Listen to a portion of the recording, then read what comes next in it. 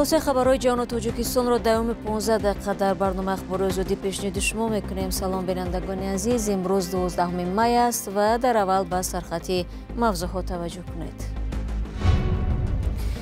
دادستانی مرگ 8 افغانستانی را در ناحیه عینی تحقیق میکند. فاجعه 9 می در یکی از خانه‌های انگشت رخ داده است. ولادیمیر پوتین پرزیدنت روسیه برای پایان دادن به جنگ خواستار مذاکرات مستقیم با اوکراین شد. زلنسکی گفت برای ملاقات آماده است. و بازار هولبوک که 2 ماه قبل با دستور رئیسی ناحیه واسع موقتا بسته شده بود بعد از اصلاح کمبودی‌ها به فعالیت آغاز کرد. دادستانی ناحیه عینی به تحقیق مرگ 8 افغانستانی در یک کانه انگشت شروع کرده است. در این باره یک منبع در خدمات نظارت در ساحه صنعت و کوهکاری 12 می به رادیو آزادی خبر داد. به گفته این منبع تنها بعد تحقیق دادستانی و معین شدن سبب‌های حادثه مقامات رسما مسئله را توضیح می‌دهند. رسانه‌های افغانستان خبر دادند که 8 ساکن ولایت دایکندی بر اثر ترکیش گاز در یک کانه انگشت در شمال تاجیکستان جان باختند. همکارم طاهر سفر جزئیات این خبر را از رسانه‌های همسایه کشور پیدا کرد و قبل از برنامه در صحبت از او درباره جزئیات فاجعه سوال کرده. وبسایت افغاننامه معروف افغانستان با نام 8 صبح با نشر عکس‌های این 8 نفر نوشت که حادثه در یکی از کان‌های انگشت در ولایت سوخت رخ داده است. روزنامه اطلاع روز با نشر عکس‌های قربانیان نام آنها را هم آورده است که علامتی از درستی خبر درباره فاجعه است. به نوشته اطلاع روز فلاکت روز جمعه 9 می و در یک کانه انگشت سنگ در ناحیه عینی رخ داده است. به قول روزنامه سبب فاجعه و مرگ کانکن‌های افغان ترکش گاز در کانه انگشت بوده است. اطلاع روز می نویسد که جسدهای این افراد صبح شنبه 10 می به افغانستان برده شد و نیمه روزی به ولایت قندوز رسیده است. این منبع افزود که کارگران از اهل افغانستان برای یک شرکت پیمانکار افغانستانی کار می‌کردند. منبع اطلاع روز از مسئولین این شرکت رئیس روح الله و تقی دلسوز نام برده و گفته است که آنها با یک زیر شرکت فراس همکاری دارند. از همکارم همچنین پرسیدم که نظر مقامات تاجیکستان و افغانستان و یا شرکت هایی که کارگران افغان رو برای کار به کانه ناحیه عینی بردن چی هست؟ نه مسئولین شرکت پیمانکار و نه همکاران تاجیکستانیشان تا لحظه نشر این خبر هیچ چیزی درباره فلاکت نگفتند. در اداره حالتهای فوق‌العاده در ناحیه عینی رخ دادن چون این حادثه را به رادیو آزادی تصدیق نکردند. یک مسئول این اداره روز 11 می به رادیو آزادی گفت در حالت رخ دادن چون این حادثه ها نجات بخشان را باید دعوت کنند، ولی کسی به آنها در این باره خبر نداده است و حالا معلوم هم نیست که شهروندان افغانستان چگونه به تاجیکستان آمده و در کانه انگشت عینی به کار گرفته شدند. کانه مذکور یکی از کانهای کلانترین انگشت در شمال تاجیکستان است و رعایت نکردن معیارهای بی‌خطری در آن را سبب فلاکت و مرگ کانکنها می‌دانند. یا انگشتکنی خودسرانه هم در گذشته سبب مرگ کانکنها شده است. ماه ینوری همین سال در کانه انگشت فانیاغرام عینی 3 کانکن بر اثر فرو ریختن کان به هلاکت رسیده بودند.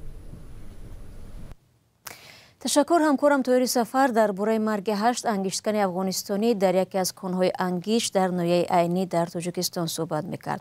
بینندگان گرامی، در صورت به دست آمدن شرح مقامات تاجیکستان و جزئیات دیگری فلاکت حتما شما را در جریان میگذاریم. رو می‌رویم به موضوعهای دیگر. ولادیمیر پوتین نیمه شب 11 می پیشنهاد کرد که مذاکرات مستقیم روسیه و اوکراین از سر گرفته شود. پوتین خواستار آن شد که گفتگو از روز 15 می در شهر استانبول ترکیه آغاز گردد. در پاسخ رئیس جمهوری اوکراین گفت آماده است با ولادیمیر پوتین روبرو صحبت کند. گزارشی را درباره احتمال مذاکرات صلح اوکراین و روسیه از خبرگزاری رویترز همکارم خیرامان بقازاده تقدیم می‌کند. владимир зеленский раис ҷумҳурии украина ба пешниҳоди владимир путин президенти русия дар бораи музокироти мустақим барои поён додан ба ҷанг эҳтиёткорона посух дод. путин дар ин бора рӯзи шанбе зимни суханронии телевизионияш дар кремл ва бо гузашти беш аз 3 сол аз оғози ҷанг бар зидди украина суҳбат кард. доналд трамп президенти амрико ки мехоҳад ҳамчун раисҷумҳурии сулҳҷӯ дар ёдҳо монад, пешниҳоди путинро روز احتمالی بزرگ برای روسیه و اوکراین نامید. ترامپ برعکس رئیس جمهوری سابق جو بایدن از طلب خروج فوری نیروهای روسیه از اوکراین دست کشید و به هر دو جانب فشار آورد تا با آتشبس موقتی راضی شوند.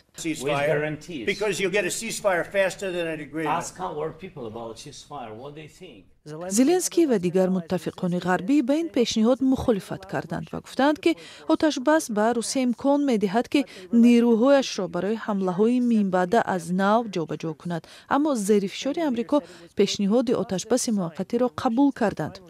رهبر اوکراین گفت این علامت مثبت آن است که روس‌ها بالاخره امکان ختم جنگ را بررسی می‌کنند، اما قدم اول برای ختم همه گونه جنگ آتشبس است، گفت او. ما به آن توجه خواهیم کرد که چی طور می شود امنیت واقعی و پایدار را تامین کرد و کفالت آن را داد. روز شنبه زلنسکی و دیگر رهبران اتحادیه اروپا اظهار کردند که از آتشبس 30 روزه که قدم اول است پشتیبانی میکنند. پیشنهاد درباره آتشبس 30 روزه که حالا واضح بررسی می شود. این آتشبس بدون شرط برای 30 روز است. اما به قول پوتین همگونه آتشبس یک مسئله مذاکرات خواهد بود که به گفته او احتمالاً در آخر همین هفته در استانبول دایر می شود. پرزیدنت روسیه افزود که امکانی به موافقه رسیدن در ترکیه را درباره بعضی سازش‌ها و آتشبس نو از احتمال دور نمی‌داند، اما این قدم اول در راه صلح استوار خواهد بود، گفت او. پوتین گفت روسیه چند گزینه آتشبس را پیشنهاد کرده است، از جمله قطع حمله ها به انشاءات انرژی، آتشبس در عید پاک و اخیراً آتشبس 72 ساعته برای تجلیل از 80مین سالگرد پیروزی شوروی در جنگ دوم جهان. اما هیچ یک از اینها ثابت نبود و طرفها یکدیگر را در رعایت نکردن آتشبس متهم می‌کردند.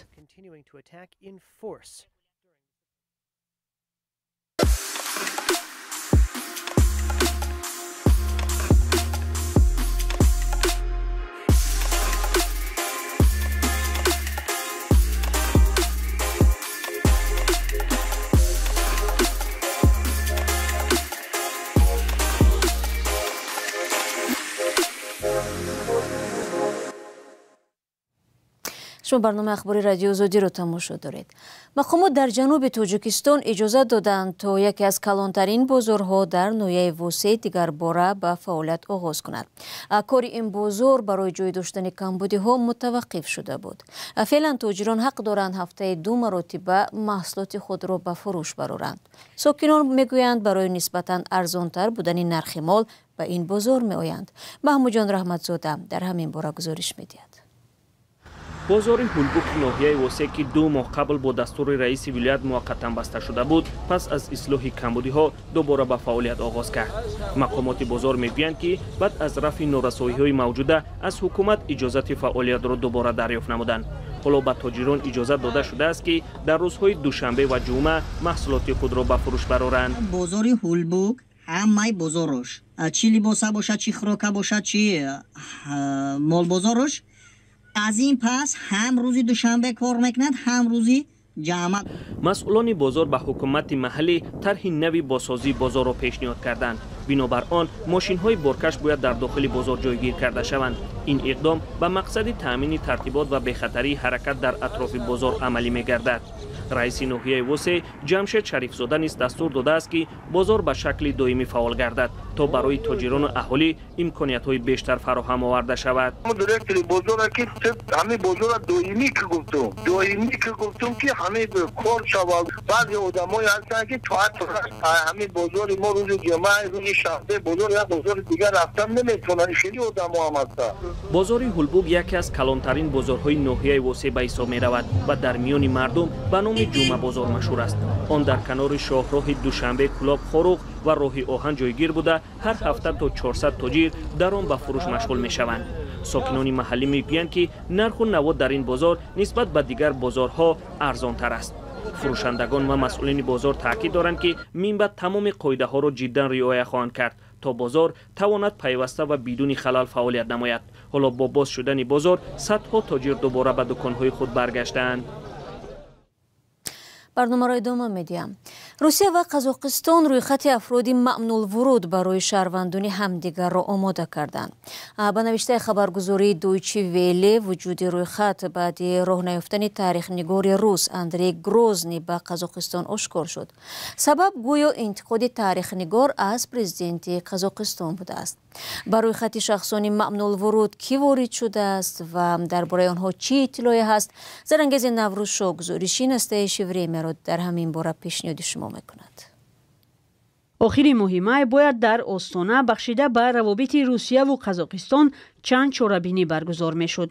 تاریخ‌نگار و سیاستشناس روس و تحلیلگر مسائل آسیای مرکزی اندری گروزین هم دعوت شده بود. او با مصاحبه‌های خود در رسانه‌های تبلیغاتی روسیه و استفاده عباره‌های چون رفیقان نگران از ارزش‌های ملی قزاق و اوکرایناسازی قزاقستان شناخته است. گروزین را به پایتخت قزاقستان راه ندادند و اعلام کردند که او در روی خط شخصانی ورودشان به کشور ممنوع است. Видимо, позиционирующий себя историком господин Грозин. ظاهراً جناب گروزنی که خود را تاریخ نگار معرفی می‌کند، اظهارات بدنامساز خود را درباره توقیف که گویا در دوره رهبری او به اصطلاح ملتگراهای مایل به لیگیان ترکستان به سر قدرت آمدن فراموش کرده است. یا خاطرش مشکل دارد و سخن‌های توهین آمیز عاید قزاق‌ها را یاد ندارد. او بیشرمانه گفته است که از نگاه ایدئولوژی قزاقستان با اوکراینی سال 2014 نزدیک شده است. اگر او فراموش کرده است ما در خاطر داریم. Если он забыл, то у нас помнит. بنابر نوشته خبرگزاری دویچه ویله در روی خط افراد نامطلوب قزاقستان نامی تینا کاندیلاکی، تیگرن کیوسانیان، الکساندر دوگین، سیاستشناس نیکیتا مینتکوویچ، وکیل دومای دولتی евгений فیدوروف، سیاستشناس ویچسلاف نیکونوف و پیوتر تالستوی آورده شده است. یعنی آنهایی که درباره قزاقستان یا مردم قزاق نظری منفی بیان کردند. وجود چنین فهرست را مقامات قزاق رسما تصدیق نمودند. سخنگوی وزارت کارهای خارجه گفته بود که این تجربه جهانی است. سیاستشناس گازیز ابیشف میگوید در سالهای اخیر روابط بین روسیه و قزاقستان به طور چشمرس سرد شده است. دو طرف مرز گروهی از کارشناسان به این فکر هستند که روسیه و قزاقستان حالا دوره سردی روابط در سطح بیروکراتی را از سر می‌گذرانند.